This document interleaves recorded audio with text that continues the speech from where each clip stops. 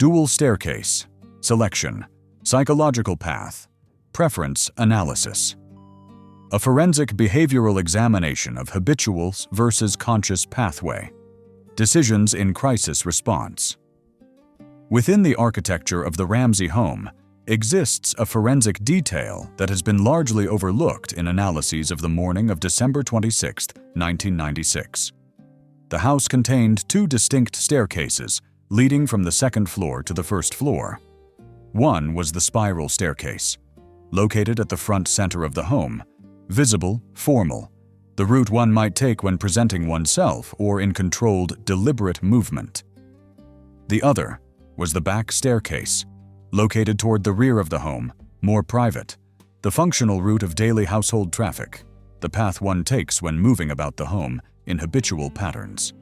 When Patsy Ramsey came downstairs on the morning of December 26th to prepare for the family's departure to Michigan, she used the back staircase first, moving from her third-floor bedroom down to the second floor, then transitioning to the spiral staircase to reach the ground floor. When John ran downstairs upon hearing her scream, he took the back staircase. When the later search of the home was conducted, individuals moved through the house using both routes. The question that forensic behavioral analysis must ask is deceptively simple. Why these particular routes at these particular moments? And what do the answers reveal about the psychological state, preparation, knowledge, and intentions of the persons making these movement choices? The neuropsychology of movement under stress, the basal ganglia, and habit. To understand pathway selection during moments of crisis, we must first understand the neuroscience of human movement under stress. The human brain contains multiple systems for generating movement. The neocortex, the conscious reasoning brain, is one system. But beneath it, evolutionarily older structures, particularly the basal ganglia and associated structures, control habitual, automatic movement. In normal, low-stress conditions, the human being has access to both systems. We can consciously choose our path. We can override habit with intention. We can select among alternatives based on conscious reasoning. But under acute stress, the kind of stress created by discovering one's child missing, by reading a kidnapping note, by confronting an emergency, the conscious reasoning systems are overwhelmed. The amygdala, the brain's threat detection center, floods the system with stress hormones. The prefrontal cortex, responsible for executive function and decision-making, becomes hypoactive, and the basal ganglia, the system of habit and automatic routine, takes over. This is not metaphorical. This is measurable, observable neuroscience. Under acute stress, humans revert to habit. They take the paths they habitually take. They speak in the ways they habitually speak. They move in the ways their bodies have learned to move through years of repetition. The conscious mind, overwhelmed by crisis, steps aside. The body follows its own memory. This has profound forensic implications. When we examine the pathways chosen by individuals in the Ramsey home on the morning of December 26th, we are potentially examining either A. truly habitual choices made under stress when conscious decision-making was unavailable, or B. conscious choices that were disguised as habitual movements in order to maintain the appearance of spontaneity. The distinction is critical. It separates genuine from performed panic. The architecture of the Ramsey home. Two routes from the third floor. The Ramsey home, as remodeled by John and Patsy, contained a third-floor master bedroom suite in what had originally been attic space. From this third floor, two routes descended to the ground floor. The first route was the formal, efficient route, directly down a main staircase from the third floor to the second floor, then continuing down the same staircase to the ground floor. This route was direct, efficient, and visible. It would take one through the main spaces of the house. The second route was more circuitous. From the third-floor master bedroom area, one could use the back stairs that descended to the second floor, arriving in the laundry room guest bedroom area where the master bathroom was located. From there, One could transition to the spiral staircase, which descended to the ground floor in front center of the home. According to multiple interviews, Patsy stated that she used the back stairs from her bedroom area. She descended to the second floor, where she stopped in the laundry room area. She described spending 5 to 10 minutes there, doing something with laundry, checking an ironing board, examining a small red item. Then she transitioned to the spiral staircase and descended to the ground floor, where she discovered the ransom note on the spiral staircase steps. The habit pattern. What Patsy and the family routinely did. This is crucial. Patsy was not choosing a random path. She was following a familiar pattern. When asked about her habitual movements through the house, Patsy stated explicitly, "They would know that this was the staircase we most frequently used." When asked which staircase she referred to, the answer was clear. The spiral staircase was the habitual route. Moreover, Patsy described a specific practice. The family would regularly leave items on the steps of the spiral staircase as reminders to take them upstairs. Patsy noted that they left items there pretty often. John would come home from the garage, leave things on the bar in the kitchen area, which would be transported up the spiral staircase by whoever was next moving that direction. So the spiral staircase was not just one of two options. It was the primary circulation route through the home. It was the path of daily habit. It was where items accumulated. It was the route reinforced through months and years of repetition. And yet, on the morning of December 26th, Patsy's descent to the ground floor involved a more complex route.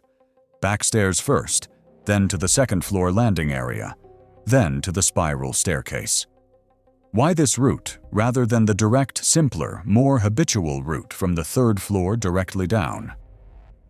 The answer Patsy provided was that she needed to access the laundry room. She had things she was preparing for the trip. She was in the guest bedroom area. She stopped there for 5 to 10 minutes. But this creates a timeline and movement puzzle worth examining closely. The bathroom consideration. What was nearest? Patsy's own statement about her morning routine is revealing. She stated, "I awakened that morning, probably somewhere between 5:30 and 6, and walked around here to the bathroom." The bathroom in question was Patsy's personal bathroom, located on the third floor adjacent to the master bedroom suite. Patsy used this bathroom. She did not shower, but she brushed her teeth, applied makeup, and got dressed. Now here is a detail that demands analysis. From her third-floor bedroom and bathroom, the most direct route to the ground floor would be to proceed directly down the main staircase.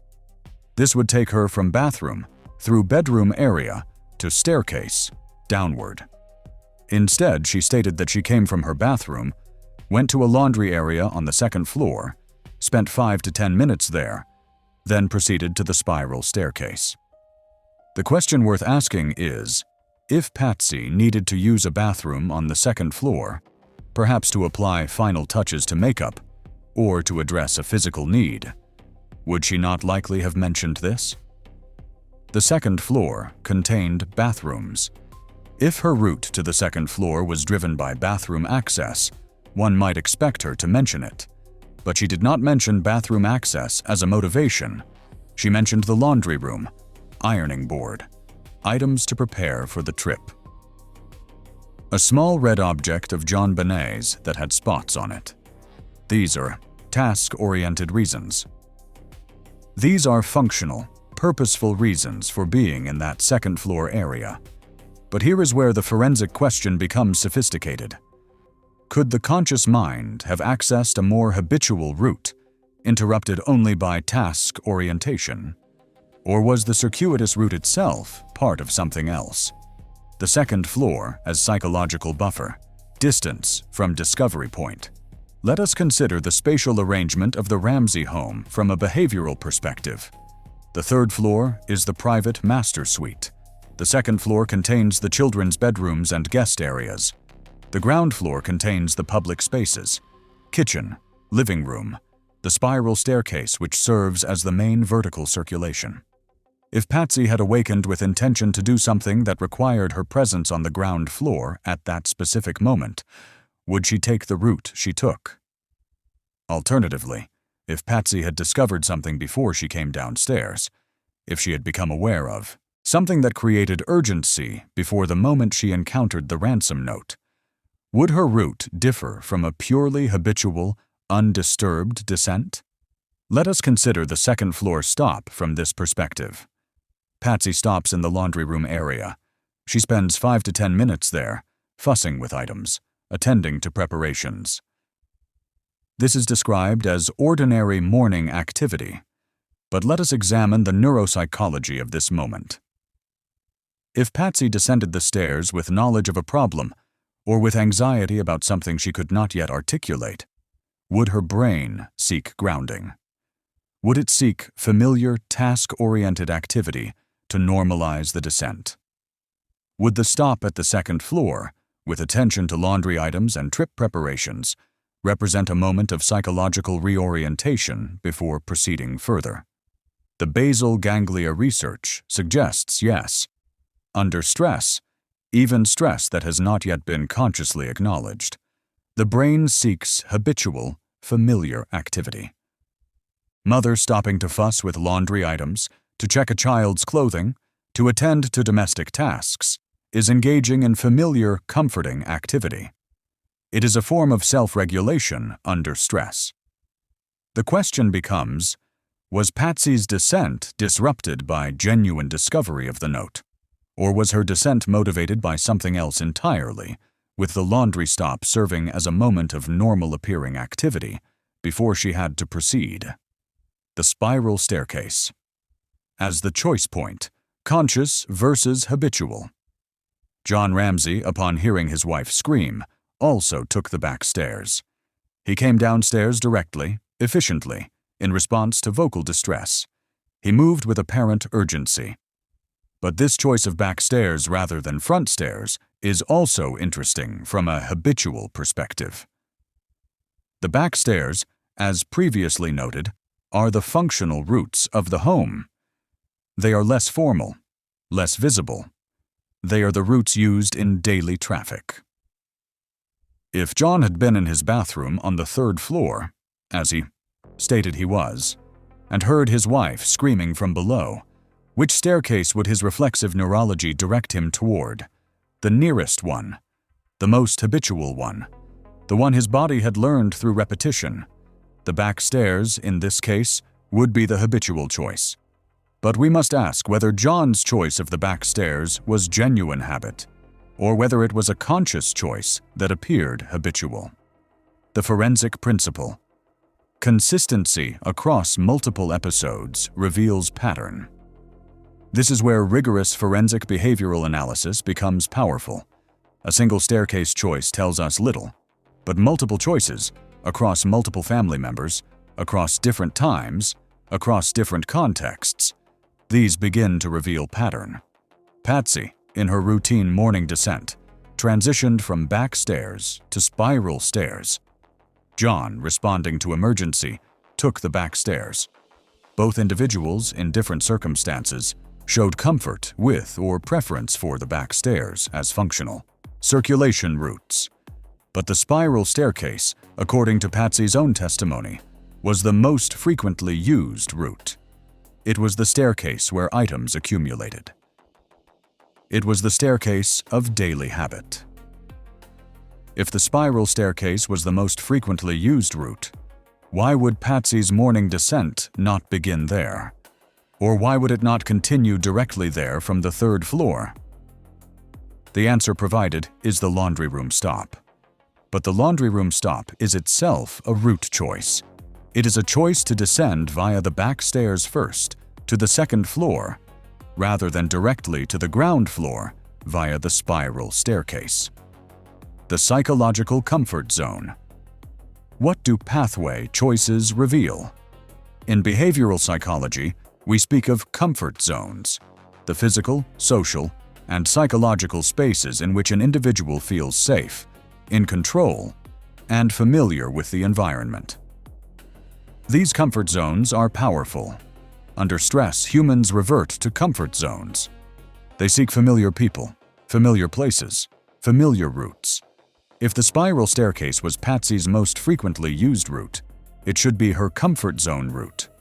Under genuine stress and panic, she should instinctively take this route. The basal ganglia, the unconscious brain, should direct her there. And yet, her route was more complex. She went to the second floor first. She spent time in the laundry area. She only then proceeded to the spiral staircase. This could indicate one of several things. First, she was in a state of genuine, disorienting panic and shock, the neurological kind that disrupts normal pattern. And she was moving somewhat aimlessly, with the second floor stop representing an unplanned pause. Second, the second floor stop was part of a necessary route for some other reason. She needed to access something on the second floor before proceeding downstairs. Third, the second floor stop was part of conscious movement that created an appearance of morning normalcy, stopping to fuss with laundry items, while moving toward a predetermined point downstairs. Fourth, the second floor stop represented a moment of psychological reorientation before proceeding with something she knew was coming. Forensic behavioral analysis cannot definitively choose among these possibilities based on pathway choice alone. But it can identify that the choice is not the most straightforward choice, and it can ask why. The spiral staircase. As staging, conscious location selection. Here we must raise a question that transforms this analysis from path preference to behavioral staging. The ransom note was discovered on the spiral staircase steps. This is not a random location for a note to be left. The spiral staircase, according to Patsy's own testimony, is the primary circulation route of the home. It is the staircase that family members regularly use. It is the staircase where items accumulate. If someone placed a note on the spiral staircase steps with the intention that it would be discovered, they would place it on the staircase that was most likely to be used. They would place it where someone habitually walked. This is not coincidental. This is knowledge of household pattern, and if the person who discovered the note was the person who placed it there, they would know exactly where to look. They would know that the spiral staircase was where items appeared.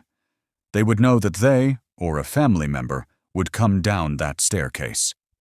They would know when and where discovery would occur.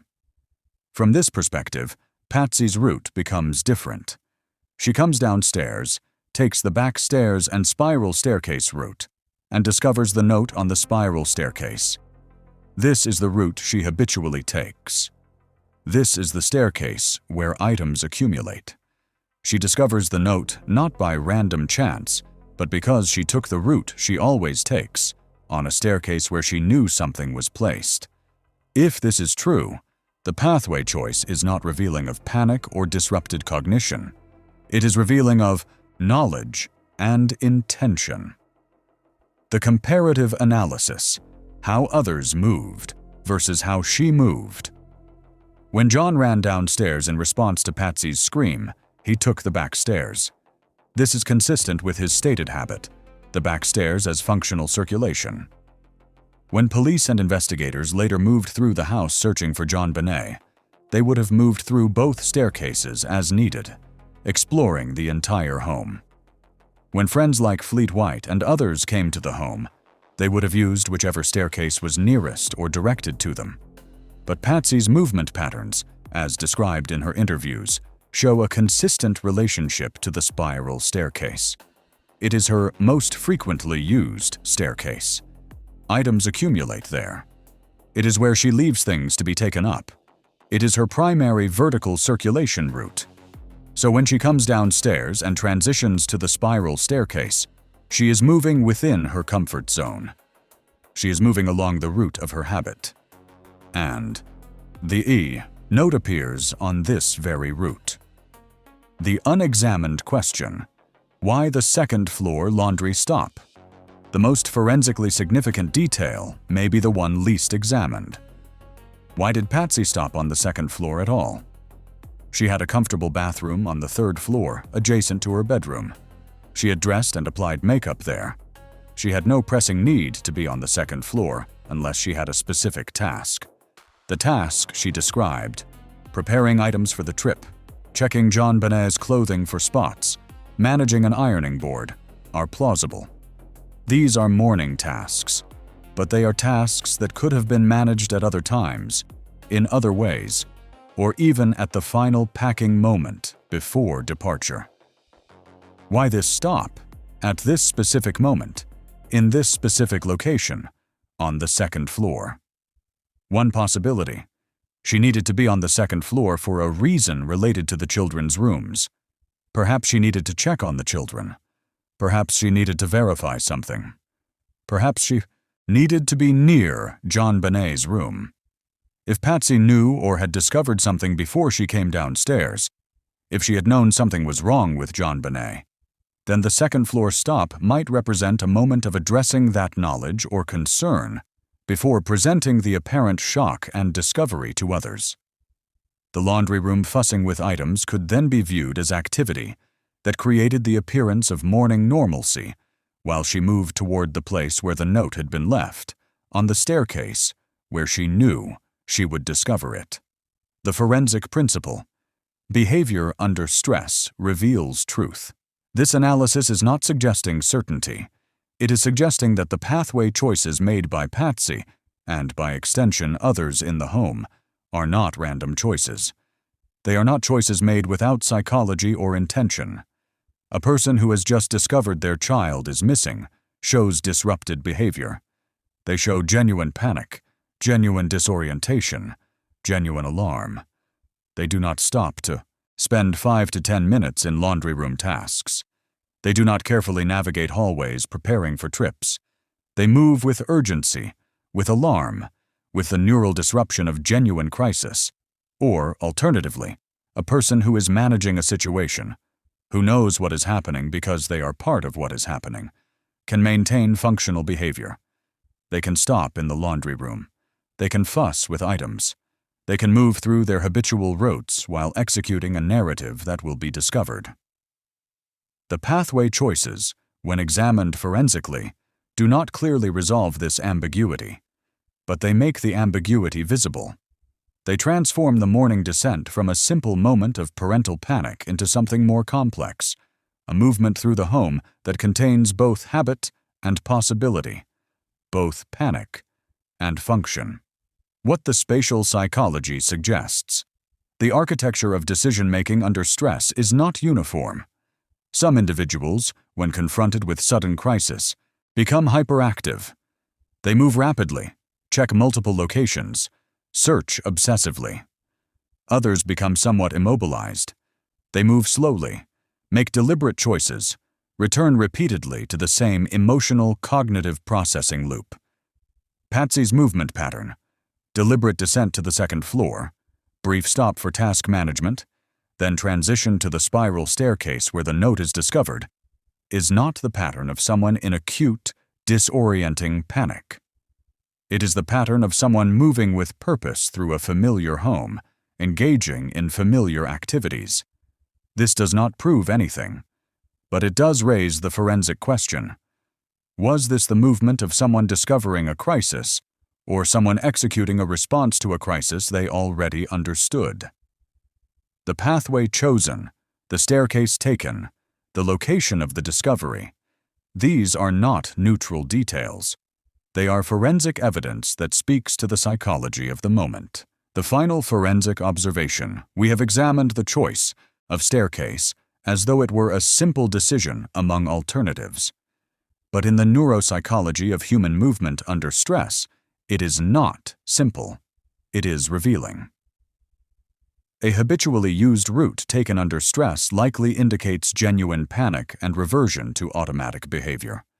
A habitually used route taken with apparent normalcy, stopping for tasks, spending time in secondary spaces, appearing unhurried, might indicate something different. The evidence does not speak with absolute clarity, but it speaks, and what it speaks is worth hearing. So, get to my notes. The timeline that morning is pretty tight, as you can tell, after everything we talked about. Pretty tight timeline. Things have to happen. You can't make any mistakes. So we're in the morning. It's about 5:25 in the morning. Patsy wakes up. Maybe 5:30. I think she's at, maybe a little later, but it has to be at 5:30 for Patsy, like we talked about before, because you get to 5:52, and she's calling the cops at 5:52, meaning she only had she woke up at 5:30, like 22 minutes to move around. And she found that JonBenet was missing and sprung into action in 22 minutes. Half of that was gone. About 7 to 15 minutes, I think, was gone. Getting dressed, throwing on some light makeup, and walking downstairs and picking up a few things. And so that leaves you 7 minutes to discover that JonBenet is gone. Get down there to read the letter, discover that JonBenet is gone, and essentially take it seriously. And so at this point, when Patsy wakes up, John is already up. He's in the shower. Nobody important is texting me. Okay, cool. We'll see if that goes through. John is already awake. He's already in the shower. And they need to be out of the door, I think, by 6:30. Because they have a flight to make. They have to get out and fly out to Minnesota. Kids flying in from Georgia. And so the connection that they're going to make in Minnesota when John gets in, the Ramseys have to be at the airport to pick them up. So John needs to be there on time. Can't be late. Being late is an option here. We need to be there so the kids can be ready. And it's no problem waiting like an hour, some change, but you want to get there. You don't want to just be egregiously late. You know what I mean? So we're kind of on a timeline. Of course we have our own plane, so we don't have to worry about anything there. But we have to be on timeline. So according to what Patsy is telling us, they're a little bit on a tight timeline. So being late is an option here. So when John wakes up, maybe around 5:15, maybe 5:20, maybe 5:25. He knows the timeline, and he knows that they have roughly like an hour to get themselves together, much less two children to get out of bed, two sleepy children who don't like to be woken in the morning from slumber. They got to get them dressed, get them fed, get them packed up, the last little remaining bits of getting packed up, and get out of the door. It's a tight window. And that would mean that there needs to be communication, right? There needs to be some sort of coordination in this operation that they're running this morning. They need to be in a coordinated joint effort. So what troubles me is that John gets up and immediately goes and takes a shower. John gets up, goes and takes a shower, doesn't wake Patsy up, doesn't say, hey, babe, we need to get moving. We have to get out the door in an hour. While I'm taking a shower, because I'm assuming John is the most important part of the day here because he's the pilot. The pilot needs to, get special treatment and get out of the door. That's what I'm assuming here. John is the big dog, And so we got to get out of the house, babe. Can you get the kids up while I take a quick shower? None of that. John just gets up. Patsy doesn't even know he's up. John just gets up and showers, gets himself ready, and he operates independently. This is what's interesting to me. And it's not too big. It's not that big of a deal. But I do wonder why it was important for John to get up. If you didn't feel like you had time, why did John feel like it was important to get up and take a shower, but Patsy felt she didn't have time to take a shower?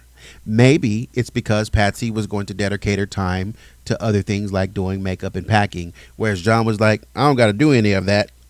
You can do that. So I'm gonna wake up just 5 minutes earlier, and I'm gonna take a shower. So, sorry by me.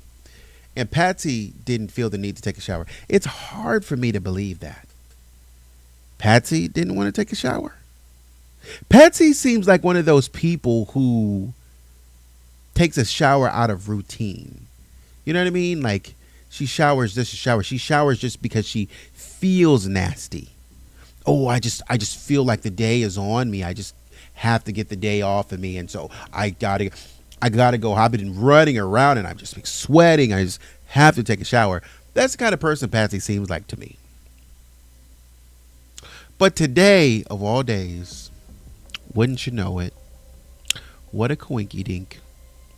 Patsy didn't need to take a shower. Absolutely not. For the timeline to make sense, yeah. Huh. So John gets up, gets himself ready, and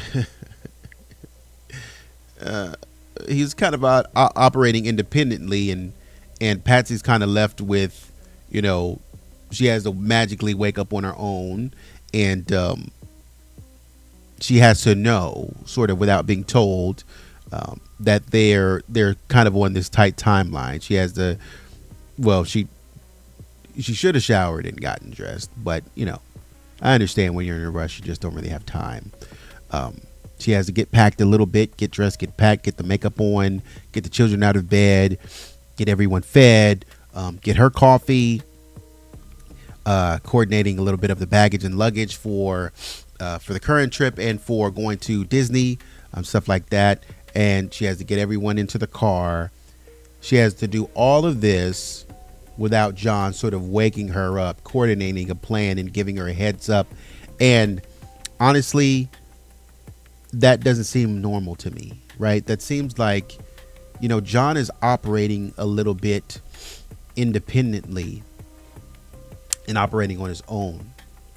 And instead of giving your wife the opportunity to sort of divide these tasks, you kind of just get up and just start doing your own thing. I wonder about that a little bit because I wonder about a man who's waking up early, knows that you're on a strict timeline.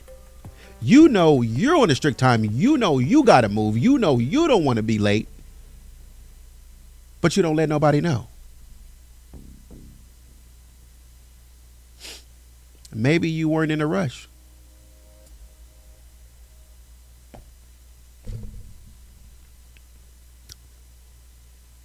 You know who else wasn't in a rush? You know who else wasn't in a rush that morning? Apparently, just from observation, the intruder wasn't in a rush. Yeah. The intruder wasn't in a rush at all. Anyways, you're on a strict timeline. You got to get to Georgia. Or I'm sorry, you got to get to Minnesota to pick up your kids. You don't get your wife up. You don't coordinate. You are a military person. So you would be moving like that. We know you do because you talked about many days locking up and securing the house. So we know that you still operate on military time. Military time is something that military personnel, they never lose it. They never lose it. They always hear the orders in their head. They always move. Man, I had a guy that was a friend of the family. He just passed away last October, so rest in peace to him. He just passed away in October. Man, that hurt. But he was so militant. He was so militant.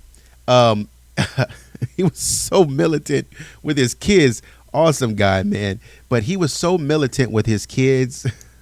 It was just, he was so militant. He ended up being a security guard. And I remember taking him to work some days, and he was so frustrated with the people that he worked with because he felt like they weren't as dedicated to their job as he was. And I think we were talking, I can't remember what I was saying, but I think I said something to the effect of maybe it's just a job that you just kind of, if everybody's riding the clock, maybe you just ride the clock. Maybe it shouldn't be that hard. He was like, oh, no, I ain't never going to do that. I ain't never going to be that type of person. Y'all can do that by yourself, but you ain't going to get me to do that. And I was like, I didn't understand why he was making it a big deal, but that was just kind of the integrity that he had. But my point in saying that is that he never lost that military sort of like astuteness, right? He was always, yes, sir. No, sir. Absolutely. Yes, sir. Eddie, like I'm literally to his kids. He would say, Eddie, soldier. And they would be like, they set up straight, and I think sometimes they would salute and he'd be like, at ease, and stuff like that. And he was always, there's a way military people walk. My brother walks that way. There's a way military people walk. There's a way that they talk. He never lost that. Military people never lose that. I don't care. You even in business, you can tell military personnel. A lot of military personnel go into government contracting because they understand it, and you can kind of tell who those people are. And or if you can't tell, when they tell you that they're military personnel, you're like, yeah, that makes sense, and stuff like that, because it always stays with them. And so the point that I'm making is that you have a man like John, I think, who spent 10 years or something like that in military type of environments, and in the formal military. He went overseas, to the Philippines by himself. And yeah, I think he went over to the Philippines by himself to go to SPTC or go to the training center, Subic Bay, what have you. So it's ingrained in him, right? He knows that for Christ's sakes, he's working with a government. He's working for a government contractor. That's par for the course. This guy would not break sort of this military mindset of having to be on time.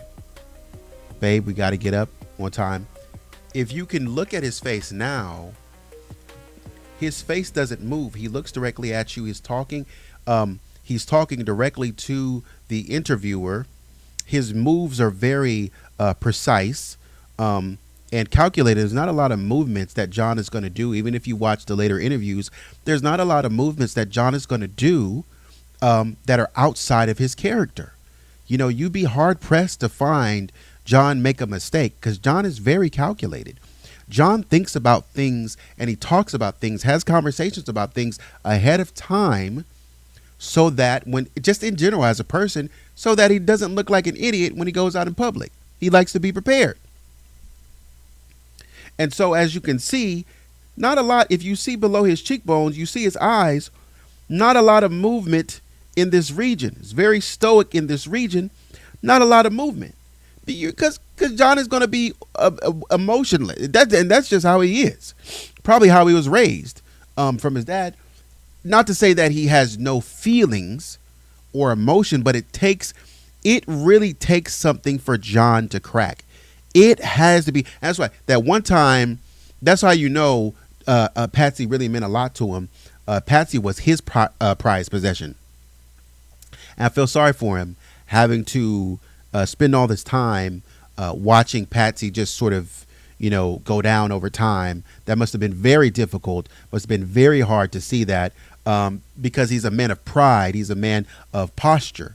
And to see somebody like a Patsy who was soft, who was caring, don't shoot me, but he's soft, he's caring, who's soft and caring, to just lose everything and to hear her speak when she was on television, or she was on that interview and she said, oh, the fun people are starting to be over there. I know she didn't mean it that way, but I know that really hurt him.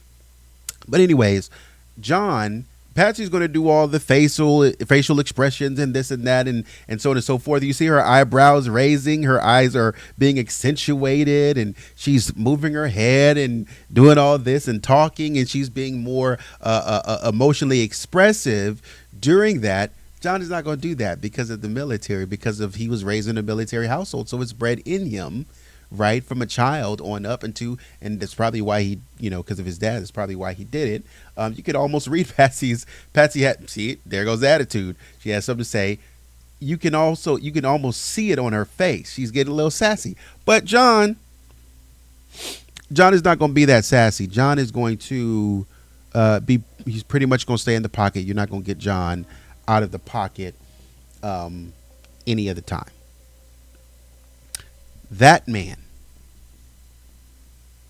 is going to be on point when he wakes up and says, babe, we got to get to the airport. Can you get the kids up?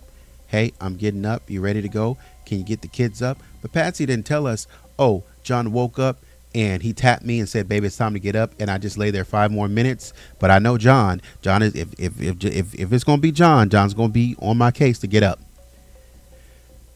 John just got up and went and took a shower. As if there was nothing wrong. And so that's like, it's almost somebody who doesn't care about time management, which we know he does. Or it's somebody who's operating with a different priority in mind at the moment. Someone who has his mind elsewhere. Someone who isn't necessarily thinking about getting the family ready. Which is quite interesting.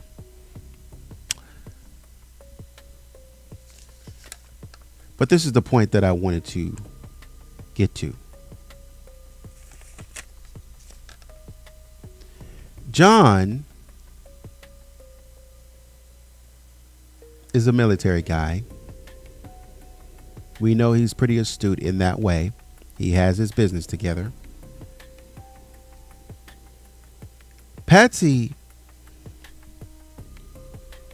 looks to John for commanding the household, for leading the household.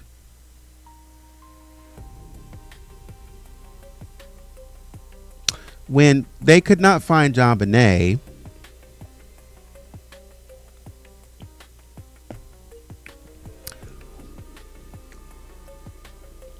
Patsy screamed up to John and she asked,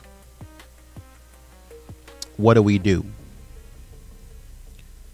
In a time of shock and stress, she's looking at John saying, what's our next move? What do we do? Giving John the ability to command the household. And John says, call the cops.